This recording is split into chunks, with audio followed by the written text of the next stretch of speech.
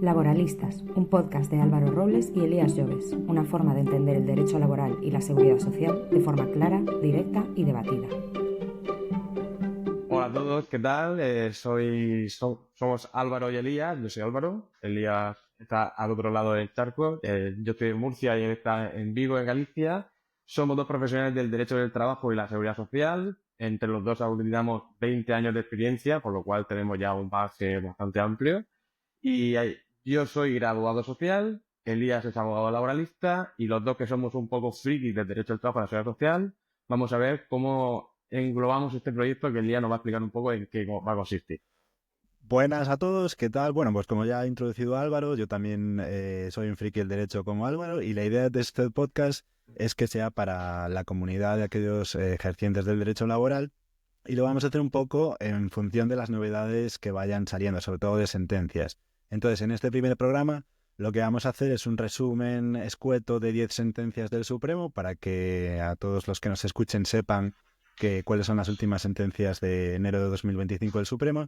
Y después entraremos en otro bloque en el que tanto Álvaro como yo comentaremos dos sentencias de una forma más extendida y para que todo el mundo sepa pues lo que ha sucedido en esos supuestos. Así que, sin más preámbulos, vamos a empezar con este resumen de 10 sentencias del Supremo. La primera sería la del 11 de diciembre de 2024 y esta es de indefinidos no fijos, en el que se reconoce la indemnización de 20 días y año cuando se extingue el contrato por cobertura de plaza de contratos, y esto independientemente de que después la Administración proceda a realizar una nueva contratación. Es decir, que siempre va a haber esta indemnización de 20 días por año independientemente de las contrataciones. Otra sentencia del Tribunal Supremo, también de enero, vamos a englobar todas de enero de 2025, es cuando se puede combatir el asentismo laboral, que sabemos que en España es bastante frecuente por desgracia, mediante incentivos económicos a través de la empresa para intentar reducir el mismo. Sin embargo, para ello hay que tener muy en cuenta que no se puede vulnerar, por supuestísimo, ningún artículo de la Constitución española, ningún derecho fundamental, ni tendremos que tener además muy en cuenta la ley 1522, tanto de igualdad de trato y no discriminación, ni la ley de igualdad de 2007, entre la igualdad efectiva entre hombres y mujeres. Vale, pues yo creo que la tercera sería la de 16 de enero. Y este es un caso que ya ha llegado también al TJUE, ¿no? El caso de las guardias de presencia de empleados de ambulancias, que requiere de presencia física y estar a disposición. Ahí el Tribunal Supremo entiende que dicho tiempo debe ser como tiempo de trabajo efectivo a efectos de la jornada anual y y si hay exceso, pues deberá abonarse como horas extras. Una sentencia también muy interesante del 16 de enero de 2025 es un despido disciplinario declarado procedente por la transgresión de la buena fe contractual en el que un empleado de banca fue accediendo injustificadamente a obtener datos confidenciales de clientes del banco, de otros bancos afines y retrocesiones de comisiones de los mismos.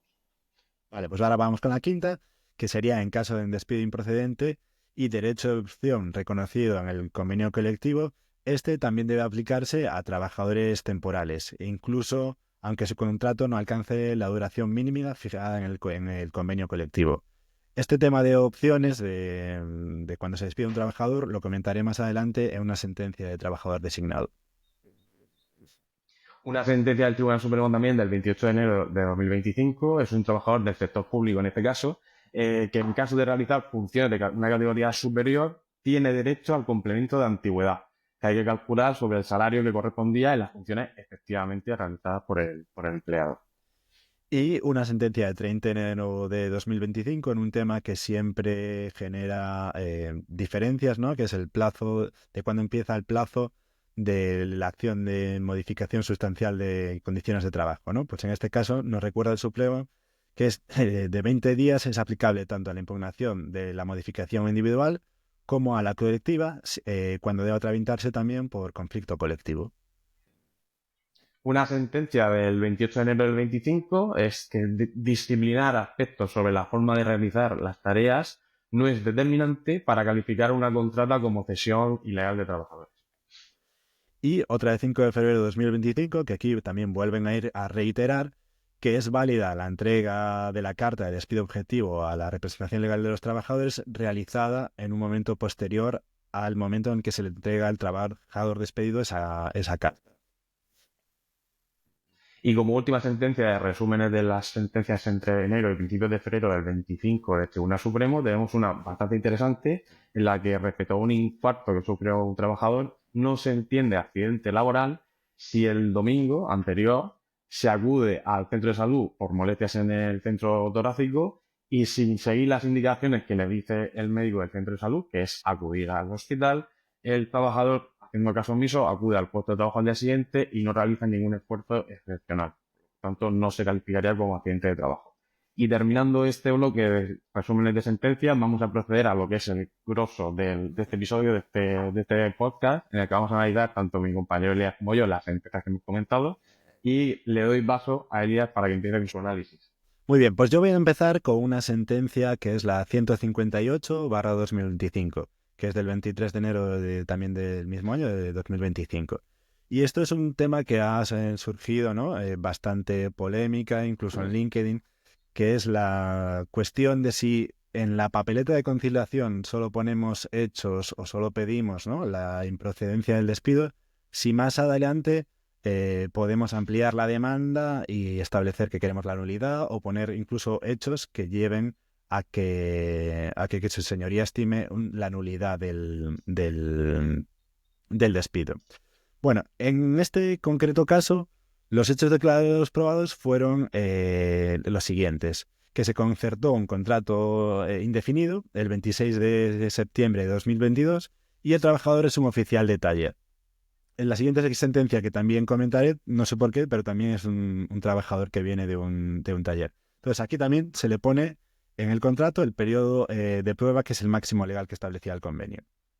El trabajador, el 25 de octubre del 22, es decir, casi un mes más tarde, envía un correo electrónico y le dice a sus superiores pues que no está de acuerdo con la remuneración que está recibiendo porque entendía que habían pactado una mayor. Creo que la diferencia estaba entre el bruto y el neto, y había diferencias entre lo que unos entendían que debían abonarle y lo que entendía el trabajador, ¿no? Además también decía que, bueno, que no tenía determinadas herramientas y que no se cumplían algunas normas laborales básicas.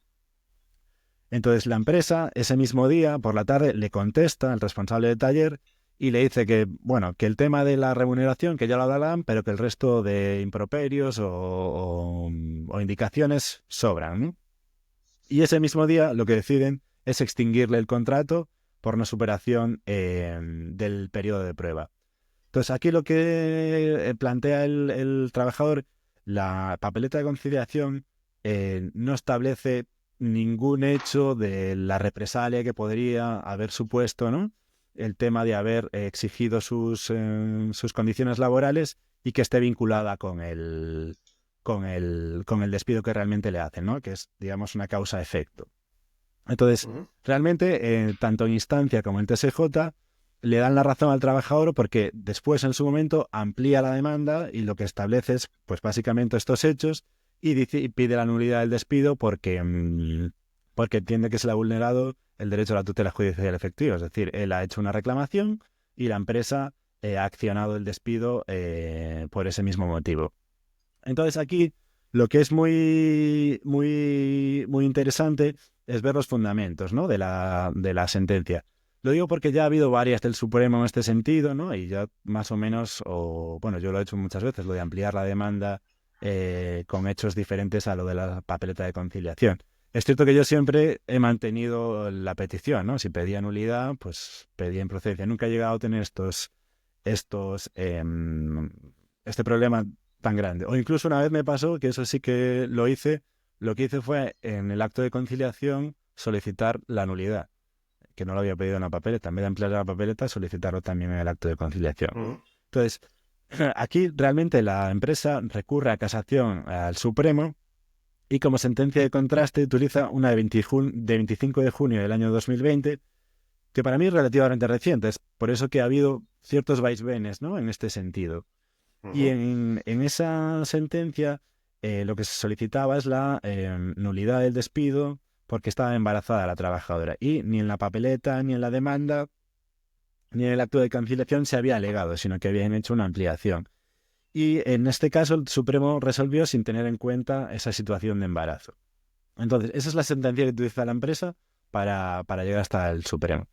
Y finalmente, el fundamento jurídico de la sentencia que estamos comentando del Supremo se basa sobre todo en el 80.1 de la Ley Reguladora de la Jurisdicción Social, ¿no? Dice, en este artículo, cito literalmente, dice, en ningún caso podrá alegarse hechos distintos de los aducidos en conciliación o mediación, ¿no? Esto es un poco lo que entraba en conflicto. Ahí el Tribunal Supremo habla también del Real Decreto 2756 del 79, que es donde se establecen cuáles son los requisitos, ¿no?, que tú tienes que cumplir cuando presentas una papeleta de conciliación, ¿no? Recordemos, ¿no?, que en las papeletas de conciliación no hace falta poner un súplico de concreto de si es nulidad o improcedencia. Lo que tienes que poner es una enumeración clara y concreta de los hechos sobre los que verse la pretensión y la cuantía económica, ¿no? Un poco intentar fijarla. Entonces, lo que viene a decir el Supremo es establecer cuáles son las finalidades al contenido de esa papeleta de conciliación, ¿no? Y es, pues, que posibilitar que tenga ese sentido literal de conciliación, que las partes puedan debatir, y otro es que no haya indefensión en la parte demandada. Y finalmente, lo que viene a decir es que para que haya realmente indefensión en un procedimiento, digamos que en este caso sería la empresa la que podría alegar esta indefensión, en el momento de realización del juicio, ahí lo que no se puede es hacer una alegación extemporánea que no le permita traer prueba al juicio. Y en este caso no sucede así, porque lo que hizo la parte demandante es ampliar la demanda, con lo cual la empresa sí tenía esa posibilidad o tuvo el tiempo necesario para poder recabar todas las pruebas que en su caso estimase convenientes y poder hacer una defensa. En este caso también pone el Supremo dos ejemplos recientes en los que también permite esta ampliación, ¿no? Uno de ellos es la sentencia del 10 de septiembre del 24, que es un escrito de ampliación en que la actora solicita que había estado embarazada y disfrutado de un permiso de maternidad, ¿no? Entonces ahí lo que dice el Supremo es un poco lo que acabo de decir. Con ese escrito de ampliación, la parte demandada tenía suficiente tiempo para recabar las pruebas o lo que considerase necesario para llevarlas al juicio. Y también hace mención a la del 2 de diciembre del 24, en el que ahí lo que se discutía es que no se había alegado en la papeleta de conciliación la falta de instrucción de un expediente contradictorio, y sí se hizo en la demanda. Entonces ahí también entendieron, pues bueno, pues que habiéndolo hecho en la demanda, que la parte contraria tenía suficiente tiempo pues para llevar las pruebas y alegar lo que estimase conveniente. Además, hacen mención a que es importante que al final el órgano judicial es el que decide si el despido es improcedente o nulo. Es decir, que lo que tenemos que hacer es poner bien los hechos, independientemente de lo que pidamos en los supuestos de despido, ¿no? Eso es una cosa que siempre hay que tener muy en cuenta, que básicamente la demanda en laboral, lo que hay que tener claro son los hechos. El resto, más o menos, podemos ir capeando el temporal. Y aquí ahora me estoy acordando también que creo que había una sentencia, ¿no?, de expediente contradictorio, en el que ahí sí no le daban la razón, porque lo que hacía la parte demandante es en el momento de las conclusiones decir, oiga, y aquí hay que recordar que tampoco se ha seguido un expediente contradictorio, ta, ta, ta, ta. Entonces ahí lo que te dice el tribunal es, bueno, si usted me lo dice en conclusiones, la parte demandada no ha tenido la oportunidad de defenderse correctamente. Entonces, pues no cabría tener en cuenta esa alegación, digamos. Sentencia muy interesante que ha sido también muy debatida, incluso porque en este caso quiero recordar que el trabajador interpuso la papeleta de conciliación sin mediación de abogado ni de abogado social, o sea, lo dice por su contra y riesgo. Hay que recordar que en laboral no es preceptiva la presentación de profesional, pero bueno, sí es muy recomendable. Y hay muchos compañeros que me parece, con todo el respeto del mundo, un poco absurdo, porque claro, dicen, no, claro, es que si el trabajador lo ha presentado, también tiene todo el derecho a que luego le puedan defender con posterioridad. Digo, sí, claro, pero si al final no puedes tampoco estar modificando los hechos a tu antojo porque no ha sido con un profesional. Además, si es verdad que en el 81C de la ley reguladora nos dice que no se pueden modificar los hechos, claro, y más aún, como estamos diciendo, si modificar los hechos incluso en el mismo acto de juicio, o sea, eso es totalmente indefensión. Pero lo que sí lo que no está prohibido es la modificación del petitum de la demanda, o sea, lo que son las consecuencias jurídicas del mismo, que bueno, sí, es bastante interesante, la verdad. Además que con este Es bastante supuesto me parece que el formulario del servicio de mediación interesante. como petición solo establecía la improcedencia, es decir, no daba, o sea, el formulario solo ponía improcedencia, ni siquiera ponía capacidad de La nulidad o nulidad. barra nulidad o cualquier cosa. Entonces yo creo que aquí, bueno, pues es claro que si quieres meter alguna pretensión más, hacer una ampliación, que muchos compañeros lo hacen en el mismo acto, yo creo que eso es un poco arriesgarse, yo creo que siempre es mejor una ampliación por Es jugársela escrito demasiado. y que no en el mismo acto, que sobre todo los de la vieja escuela yo creo que tiran más por ahí. Sí, sí, sí, efectivamente. Muy bien, Elías, muy interesante. Pues yo voy a pasar a un tema totalmente distinto, a analizar una sentencia del Supremo. Lo que pasa es que me he ido un poquito más para atrás, ya no me voy a enero del 25, sino a diciembre del 24. Y es una sentencia que, en el que aunque se debaten dos temas centrales, yo me voy a centrar específicamente en uno de ellos. Se trata de lo que se estaba discutiendo es si el cierre total de un centro de trabajo se debe realizar a través de lo que es un despido colectivo o no, y también si el TSJ de Madrid, en este caso, tenía competencia o no para conocer de la demanda de despido colectivo. El caso es una demanda que interpone comisiones obreras contra la Universidad de Madrid, la Universidad Politécnica de Madrid, y una empresa que su actividad principal es la explotación de restaurantes, cafeterías, kioscos de comida, etcétera, lo que es tema de comida. La empresa, a través de perder la licitación que tenía con la Universidad Politécnica de Madrid, pues cierra ese centro de trabajo. El centro de trabajo está compuesto por 8 trabajadores y al cerrar el centro de trabajo en sí y despedir a todos los trabajadores, Comisiones Obreras entiende que la empresa debe haber seguido el procedimiento de despido colectivo y como no lo siguió, pues interpuso demanda. El TSJ de Madrid dijo que no había competencia objetiva o que no se llegaban a los umbrales del 51.1 del Estatuto de los Trabajadores, por lo tanto no tenía la competencia objetiva y además que entendía que no que el centro de un centro, o sea, el cierre de un centro de trabajo no suponía, fueran todos los trabajadores, no suponía tener que seguir el proceso de despido colectivo porque la empresa tenía actividad todavía viva y muchos centros de trabajo con otros trabajadores que no se llamaban los umbrales. ¿Qué pasa cuando llega el recurso de casación ante el Supremo? Pues el Supremo destaca 3 puntos importantes. Lo voy a ir analizando un poco en función de lo que es el estatuto, lo que son las jurisprudencias y demás, porque creo que es bastante clarificador. El primer punto es qué entendemos por un despido colectivo, ¿vale? Para eso nos vamos al 51.1 del estatuto, como he dicho antes, en el que nos marca, nos alcanzan los siguientes umbrales numéricos que no podemos superar en un periodo de 3 meses, ¿no? De 90 días. Sería que si la empresa tiene menos de 100 trabajadores, no se puede, si se alcanza el número de 10 trabajadores despedidos, será un despido colectivo, el 10% en empresas de entre 100 y 300 trabajadores y 30 trabajadores en empresas de más de 300. También entendemos que es un despido colectivo cuando se cierra por totalidad la empresa y la actividad total de la misma. Ahí también habría un despido colectivo. ¿Qué ocurre en este caso? Porque el centro de trabajo tenía solo 8 trabajadores empleados, por lo cual no se superan los umbrales que he comentado con anterioridad y además no hubo una cesación total de la actividad de la empresa, por lo cual aunque se haya cerrado el centro de trabajo, si la empresa sigue operando en otros sitios, pues no habría despido colectivo. Como segundo punto clave que dice los fundamentos de derecho del Tribunal Supremo es cuando el centro de trabajo sí se entiende como unidad de referencia para hacer un despido colectivo. Aquí nos tenemos que entrar a referir a una directiva, la Directiva 9859 de la Unión Europea y la jurisprudencia del TJUE, en la que ya venía diciendo que la unidad de cómputo para determinar un despido colectivo puede ser el centro de trabajo siempre y cuando éste emplee a 20 trabajadores o a más de 20 trabajadores y se superen los umbrales que nos dice el Estatuto de los Trabajadores. Cierto es que el Supremo ya esta doctrina la ha ido adaptando a la suya, ¿vale? Ha ido incluyéndolo. Hay sentencias como la 449 de 2023 y la 771 de 2017 que ya recoge esto que he comentado. Y en este caso, como solo tenía 8 trabajadores, no se llega a lo más de 20 ni se superan los umbrales, pues no se tiene que aplicar esta doctrina.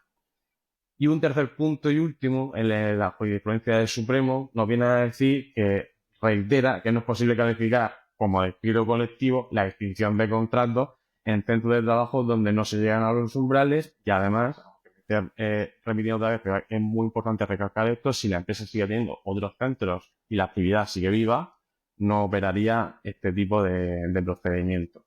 Por lo cual, ¿qué sacamos en claro? Pues que es muy importante analizar la empresa en sí, ver si tiene otros centros de trabajo, cuántos trabajadores son en total y si se sigue con la actividad o no. Y después de comprobar eso, ver si procederían despidos individuales o despidos colectivos según la normativa aplicable. Sí, la verdad que es una sentencia muy interesante. Yo la primera vez que leí las primeras que sacó el Supremo, la verdad es que me quedé bastante flasheado. La verdad, me parece que últimamente es súper importante tener muy presentes las directivas europeas, porque al final yo creo que el TJUE a veces les está dando bastante caña a los del Supremo en determinadas cosas. Sí, O en sí, sí. general, creo que el tema de la Unión Europea hay que darle más importancia de la que realmente le damos, ¿no? Yo, por ejemplo, que sí que me he dedicado también a temas de empleado público, ahí también van dando unos bandazos también el Tribunal Europeo con sus decisiones, que tampoco genera mucha seguridad jurídica, yo creo, a veces, ¿no? Ninguna. Pero bueno, Es cierto, pero así es. aquí cada uno. Bueno, pues yo voy a ir con la segunda sentencia que voy a comentar, que sería la de 20 de enero de 2025. Y esto es un tema que, como bien adelantaba antes, es el derecho de opción que pueden tener determinados trabajadores cuando el despido se declara improcedente.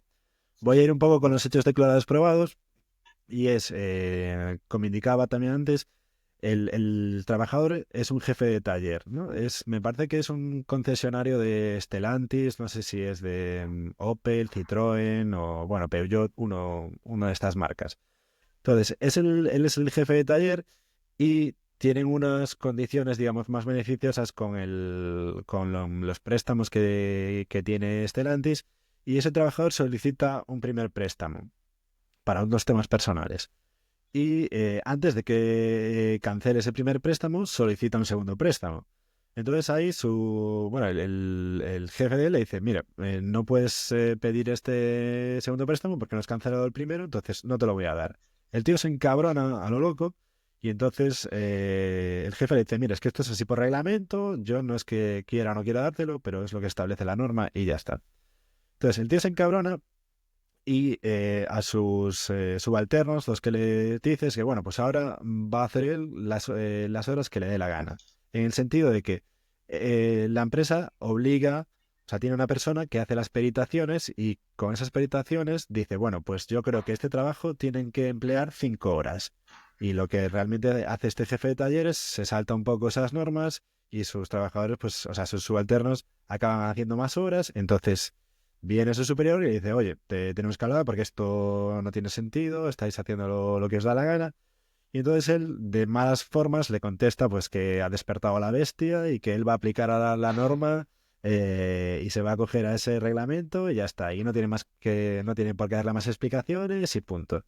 Y aún encima se dirige así de malas formas hacia su superior y le dice que se vaya del despacho. Esto al final, la empresa procede a realizar un despido disciplinario y digamos que lo declaran improcedente, ¿no? Entonces, aquí lo realmente importante es que el trabajador sí ostentaba la condición de trabajador designado para las labores de prevención, ¿no? Entonces, aquí entra en juego pues el artículo 56.4 del estatuto, que es el que establece que en caso de que sea despedido un representante de los trabajadores, en caso de ser improcedente, pues la elección será para el trabajador y no para la empresa. Esto hay que anularlo, ¿no? También al artículo 68, que habla también del Estatuto de los Trabajadores, que habla de los representantes de los trabajadores, y también al artículo 30 de la Ley de Prevención de Riesgos Laborales, ¿no? Que es la que viene a garantizar que los trabajadores designados, para que no haya ninguna, digamos, repercusión contra la labor que ellos realizan, pues tienen estas garantías tendrán las mismas garantías que los trabajadores que establece el artículo 68, ¿no? Y también el propio artículo de la Ley de Prevención de Riesgos Laborales también hace mención al 56.4, ¿no? Que es este derecho de opción. Entonces, esto sucedió en Andalucía y básicamente llega el TSJ de Andalucía Y lo que dice es, bien, sí, es trabajador designado, pero los hechos por los que se le despide no tienen que ver con su condición de trabajador designado, es decir, no tiene nada que ver con sus labores de prevención de riesgos. Por lo tanto, entendemos que no hay ninguna vinculación y entendemos que no tiene que tener ese derecho de opción, ¿no? Sin embargo, el Tribunal Supremo establece, ¿no? No solo en esta sentencia, sino de hecho hace mención a una del 2016 que lo que dice es que el artículo 68 del Estatuto de los Trabajadores lo que persigue es evitar que los representantes de los trabajadores puedan sufrir perjuicios adicionales por el desempeño independiente y reivindicativo, ¿no? Esto lo vincula pues al trabajador designado por el artículo 30 de la Ley de Prevención de Riesgos Laborales y viene a decir que la protección es la misma.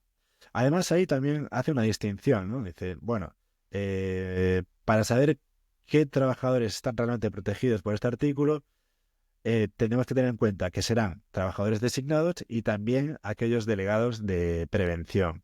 Y hace una mención que a mí sí me ha sucedido alguna vez en un caso que he llevado, que dice, esta protección no la tendrán los miembros del Comité de Seguridad y Salud que hayan sido designados por la empresa, que a veces esto también se plantea, ¿no? Es decir, bueno, a mí me designa la ¿Verdad? empresa, se supone que voy a defender los intereses de la empresa en los temas de seguridad y salud, pero lo acaban despidiendo. Y ahí hay gente que dice, bueno, pues yo de alguna manera estoy haciendo funciones de prevención de riesgos y invocan ese artículo 30 de la Ley de Prevención de Riesgos Laborales. Entonces, en esos casos no estaría esta situación cubierta. Y además hace mención el Tribunal Supremo, sobre todo el razonamiento, lo que viene a decir es que independientemente de que el despido esté vinculado con las funciones de prevención de riesgos o no, esta garantía se va a aplicar. Y hace también referencia a una sentencia del Tribunal de Justicia de la Unión Europea de 9 de febrero de 2023, y en este caso lo que sucedió es que había un trabajador designado, pero como delegado de protección de datos. Y lo que viene a decir la sentencia del TJUE es que el régimen jurídico de garantías opera aunque la destitución no esté relacionada con el desempeño de las funciones de delegado de protección. Por lo tanto, aquí es de directa aplicación a lo que ha sucedido en este supuesto. Entonces, que en estos casos, trabajador designado tiene ese derecho de opción y es una garantía automática. No tiene que ver con el despido. Supongo que también, pues, para en despidos que puedan ser un poco fraude, ¿no? Yo te pongo cualquier cosa que después no puedo probar y te echo por Claro. ahí y Para ya quitarme está. del medio a este señor. Y se acabó. Entonces, Efectivamente, muy interesante también. Además, yo creo que el tema de los delegados y todo eso, en muchos despachos, a la hora de realizar despidos, no tienen en cuenta estas situaciones, porque parece que se olvida. Se le asigna que sea el delegado de prevención de riesgo laboral a una persona y parece que no existe, procedemos al despido y luego vienen los sí, madre mía, era delegado, es verdad, estas cosas pasan, ¿eh? Y hay que tenerlo muy en cuenta, igual que revisar el tema de los convenios colectivos a la hora de hacer despidos, que sí. parece que se nos olvidan a la hora, no se nos olvidan a la hora de aplicar los contratos, pero luego a la hora de los Sí, despidos sí. sí. Entonces, es muy importante, muy interesante.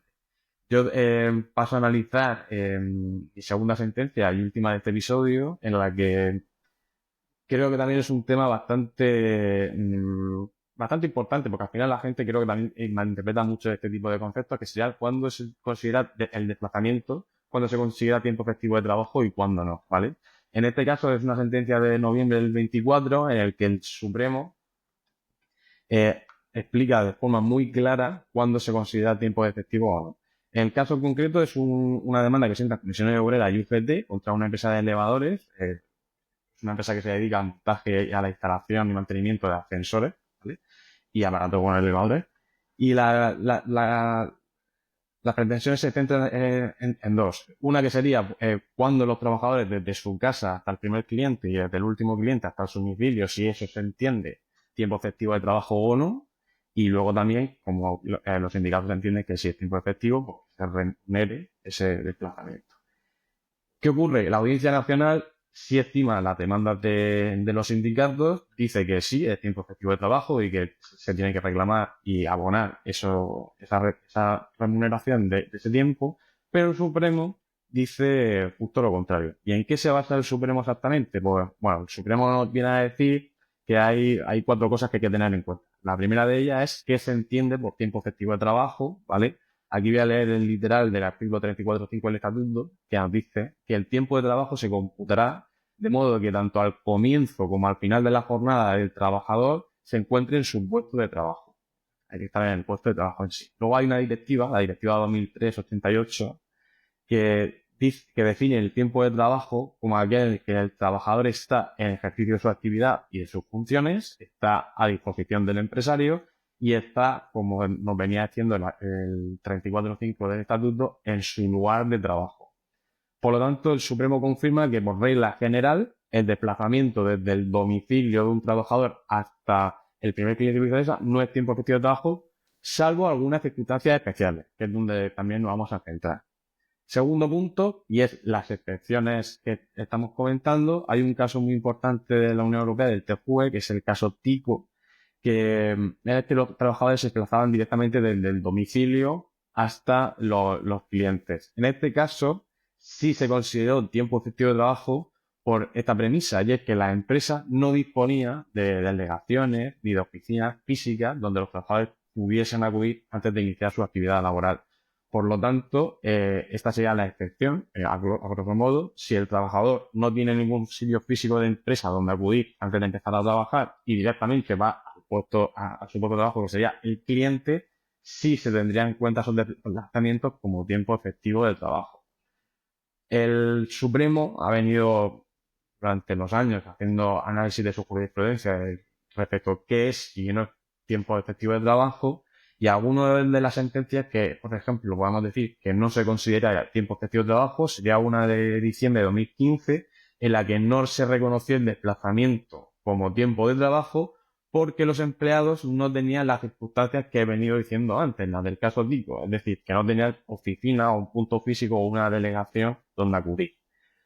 Luego también es muy interesante el desplazamiento interno en el aeropuerto, que fue considerado una tarea preparatoria para el inicio de la prestación de servicios, pero no era tiempo efectivo de trabajo. En caso en que sí se reconocía el tiempo como tiempo de trabajo, pues se reconocen los desplazamientos esenciales para la actividad laboral cuando no hay oficina y no tienen ningún tipo de delegación. ¿Qué pasa en este caso en concreto? Pues que los trabajadores sí disponían de oficinas de delegaciones. Ellos quisieron hacer simplemente por optimizar su tiempo de trabajo, ir directamente al cliente y volver. Por lo tanto, al final no fue un cambio de organización de la empresa, simplemente fue una decisión de los propios trabajadores. El desplazamiento del domicilio al primer cliente y viceversa es similar al periodo que realiza cualquier trabajador desde su casa hasta su puesto de trabajo. Por lo tanto, eso no es tiempo efectivo de trabajo, y concluye que estos desplazamientos no se pueden considerar como tal. Por lo tanto, si las premisas importantes de este caso serían si la empresa dispone o no de una delegación o un punto físico en el que el trabajo pudiese acudir, sí podríamos decir que no hay que remunerarle porque no es tiempo efectivo de trabajo, puesto que tienen su sitio donde ir, y en el caso de que no tuviesen ningún tipo de sitio físico donde poder acudir a prestar servicios, entonces sí sería tiempo efectivo de trabajo y habría que abonarle al trabajador esos desplazamientos. A mí es una sentencia que no me acaba de convencer demasiado, ¿eh? Yo creo que A mí tampoco me para convenció mí hay o mucho. blanco o negro, o es tiempo de trabajo o no lo es, pero si tú estás yendo, ¿no? Bueno, a visitar a un cliente o lo que sea, y ya vas con el vestido, digo, con la indumentaria, ¿no? Con las herramientas, con tal y que cual, no sé, a mí me genera duda esta sentencia, no Sí, me parece. No digo que no esté justo, bien ¿no? fundamentada, digo que no lo tengo tan claro que sea así, para mí. Yo también lo pensé porque es lo que tú dices. Yo que sé, por ejemplo, un fontanero. Si el fontanero sale de su casa ya con su mono de trabajo, su caja de herramientas, como tú dices, se desplaza al cliente y empieza, vale. Pero en el caso de que tenga que ir a la empresa, allí ponerse su mono, coger sus herramientas y empezar a ir ya lo que sería la prestación de servicio en sí, claro, ahí sí, esa diferencia yo sí la veo totalmente clara. Aquí, aunque esté bien fundamentado, creo que no sería del Sí, todo, yo por lo también, menos mi criterio, sí, yo por lo menos tampoco mi lo criterio. comparto mucho. No, Además, yo creo que hay no lo termino de un compartir. artículo de Inés y Beltrán en el blog que hablan, o sea, desarrolla esta sentencia y la verdad que yo coincido con él. Me parece que habla sobre las directivas, ¿no? Que si es trabajo, o sea, digamos que no puede haber nada en el medio. si ya estás hacia el trabajo o no. Entonces yo creo que ese artículo es muy interesante y habla un poco de que creo que las directivas, en ese sentido, para él se estaba incumpliendo la directiva a través de esta sentencia. Pero no recuerdo muy bien el artículo, habría que volver a leer. Pero sí genera dudas esta. Sí, totalmente de acuerdo. Bueno, pues hasta aquí hemos llegado con el primer capítulo de este podcast Laboralistas. Así que esperemos que os haya gustado y nada, lo intentaremos mejorar para el segundo. Iremos aprendiendo poco a poco. Cada capítulo al final es un aprendizaje, por supuesto. Dejaremos referencias a todas las sentencias que hemos ido mencionando a lo largo de este episodio en la misma plataforma donde está subido. Y nada, un placer. Hasta el siguiente. Hasta luego. Adiós.